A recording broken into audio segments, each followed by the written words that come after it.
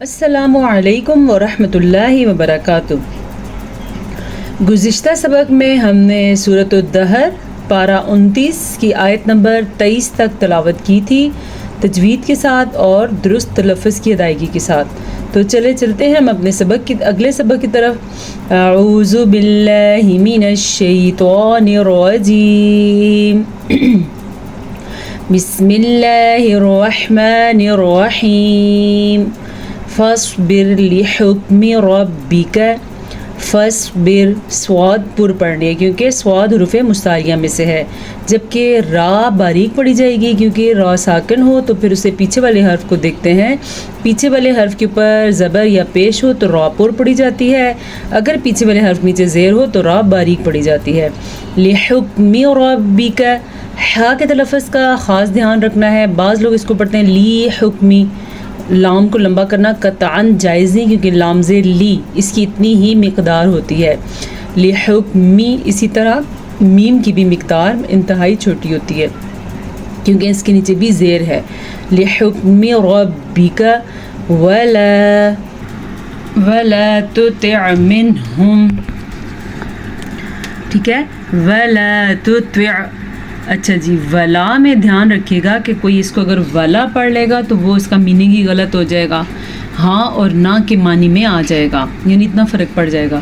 تو تاپشتو تو زیر عین تو دیکھیں دھیان رکھیے گا کہ عین کی آواز آنی چاہیے۔ بعض لوگ اس کو پڑھتے ہیں توتے لفظ جو ہے وہ بالکل غلط ہے، اس کو ہم پڑھیں گے توتوع، عین کی آواز آنی چاہیے۔ اور تا اور توا ان دونوں کا فرق بھی واضح ہونا چاہیے۔ اگر کوئی اس کو پڑھ لے گا توتوع تو اس نے دونوں کو پور پڑھ لیا، اگر کوئی اس کو پڑھے گا توتے تو اس نے دونوں کو تا بنا دیا۔ یہ ہوتا ہے تلفظ کے ساتھ درست تلفظ اور تجوید کے ساتھ قرآن نہ پڑھنا۔ تو اسے ہم کیا پڑھیں گے؟ توتوع، تاپشتو اور آگے توا، دونوں کی ساؤنڈ کا فرق ضرور ہونا چاہیے۔ منہم آثما او کفورا، آثما حمزہ کھڑی زبر اتنا لمبا اس کو کرنا ہے، ٹھیک ہے، آثما۔ اچھا جی، یہاں پہ تنوین کے بعد حروف ہلکی میں سے حمزہ آیا ہوا ہے۔ تجوید کا یہ قاعدہ ہم نے بارہا سمجھا ہے، بلکہ میں نے بورڈ پہ آپ کو سمجھایا ہے۔ نون ساکن اور تنوین کے بعد اگر حمزہ ہا، عین ہا، غین خا، ان میں سے کوئی سا بھی ایک حرف آ جائے تو وہاں پہ اظہار ہوگا، جیسا کہ یہاں پہ اظہار ہے، کیا، اسمن او کفورا۔ اچھا، عام طور پہ یہاں پہ کیا غلطی کی جاتی ہے، اس کو پڑھا جاتا ہے کافورا، تو یہ غلط ہے۔ کاف زبر کا، اس کی مقدار لمبی نہیں ہونی چاہیے، صرف زبر جتنی ہی ہونی چاہیے۔ تو کیا پڑھیں گے اس کو؟ کفورا، را کو پر پڑھنا ہے۔ وَاذْكُرِ اسْمَ رَبِّكَ بُكْرَةً وَأَصِيلًا۔ وَاذْكُرِ اسْمَ، اچھا را کو میں نے باریک پڑھا کیونکہ را کے نیچے زیر ہے، میم کو لمبا نہیں کرنا کیونکہ میم کے اوپر صرف زبر ہے، تو اسے ہم کیا پڑھیں گے؟ وَاذْكُرِ اسْمَ، بس۔ رَبِّكَ، را کو پر پڑھنا ہے اور کاف کے اوپر جو پڑی زبر ہے اسے پڑی زبر کے جیسا ہی ادا کرنا ہے، ایسا نہ اس کو کوئی پڑھ لے رَبِّكَ تو یہ غلط ہو جائے گا۔ بُكْرَةً وَأَصِيلًا، یہ ہے جناب ادغام بالغنہ، کیونکہ تنوین کے بعد یمون میں سے واو آیا ہوا ہے تو یہاں پہ ادغام بالغنہ ہوگا۔ ویسے جو پرانے پڑھنے والے بچے ہیں جنہوں نے اسٹوڈنٹس مجھے جوائن کیا ہوا ہے ان کو یہ قواعد کی سمجھ بہت اچھی طرح سے ہے۔ آج میری اسٹوڈنٹ جو مجھے سبق سناتی ہے وہاں کینٹ سے، انہوں سے میں نے قاعدہ پوچھا، وہ ادغام بلا غنہ کا تھا، انہوں نے بالکل ٹھیک بتایا، تو مجھے سن کے خوشی ہوئی۔ جن لوگوں نے گزشتہ اسباق دھیان سے پڑھے ہیں، بورڈز پہ قواعد سیکھے ہیں، انہوں نے بالکل بہت اچھے طریقے سے سیکھے ہیں۔ انشاءاللہ دوبارہ سے سلسلہ شروع ہوگا بورڈ کا، فی الحال جو ہے آپ کوشش کریں اس کو سمجھنے کی۔ بُكْرَةً وَأَصِيلًا، یہ ہے جناب ادغام بالغنہ، ٹھیک ہے۔ واو کی آواز کو بھی وَأَصِيلًا نہیں کرنا، ایسا نہ آپ اس کو لمبا کر دیں۔ وَأَصِيلًا، سواد کو پر پڑھنا ہے اور لام زبر الف لا، اس کی مقدار اتنی لمبی ہونی چاہیے۔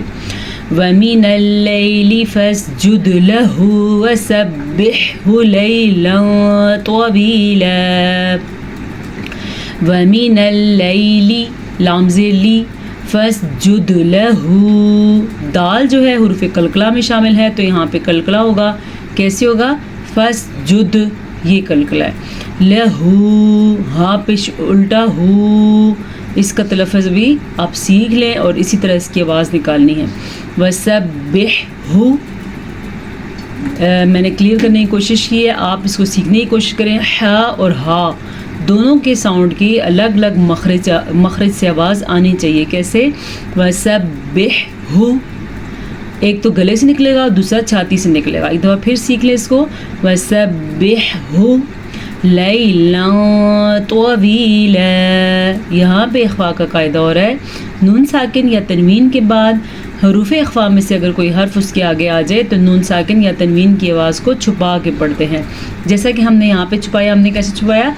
लैलन तवीला इन्न हाउलाई युहिब्बूनल आजिलता व यज़रून वराअहुम यौमन सक़ीला।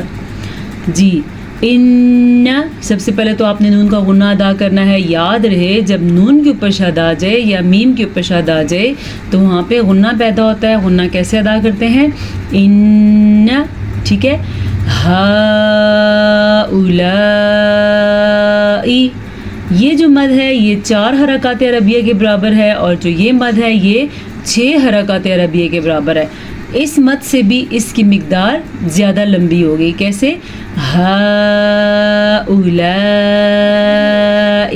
ठीक है। युहिब्बूनल आजिलता, हा के मखरज को अच्छे तरीके से निकालें। बाज़ लोग इसको हा पढ़ते हैं, ये हा नहीं है, ये हा है। युहिब्बूनल आजिलता, मेरे मखरज कुछ बहुत ज़्यादा ज़माने से पढ़ के बहुत ट्रेंड हो गए हैं तो अच्छे तरीके से निकलते हैं। अगर आपका थोड़ा कमज़ोर भी निकलता है लेकिन मखरज जो है उसको जगह से निकालना ज़रूरी है। हाँ, इसको हा बना देते हैं तो फिर तो सरासर गलत है। अगर आप हा नहीं बोल सकते तो हा ऐसे तो बोल सकते हैं ना, इस तरह बोलने की कोशिश करें। आजिलता, आइन हलक से निकलेगा। आजिलता, इसकी प्रैक्टिस करेंगे तो ये आराम से निकल जाएगा। वयज़रून वराअहुम, अच्छा वयज़रूना नहीं पढ़ना, वयज़रूना बस इतनी सी इसकी मिकदार है, ठीक है। वराअहुम, ये जो इसके ऊपर मद है इसको फिर से 6 हरकत अरबिया यानी कि 6 सेकंड तक लंबा करते हुए आगे जाना है।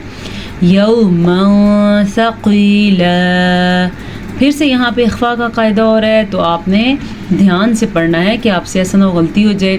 सक़ीला, और क़ाफ को मोटा करके पढ़ना है क्योंकि क़ाफ हुरूफ़ मुस्तालिया में शामिल है। अगर आप इसको मोटा करके नहीं पढ़ेंगे तो ये बारीक काफ बन जाएगा तो इसका मीनिंग गलत हो जाएगा। ठीक है, आज के लिए इतना सबक काफ़ी है। ये आयत नंबर 27 है। तकरीबन आज हमने 4 आयात पढ़ी हैं, ये काफ़ी हैं। इंशाल्लाह कल हमारी ये सूरत ख़त्म हो जाएगी। हमारे साथ रहिएगा, आपसे फिर मुलाकात होगी। अस्सलामु अलैकुम व रहमतुल्लाहि व बरकातुहू।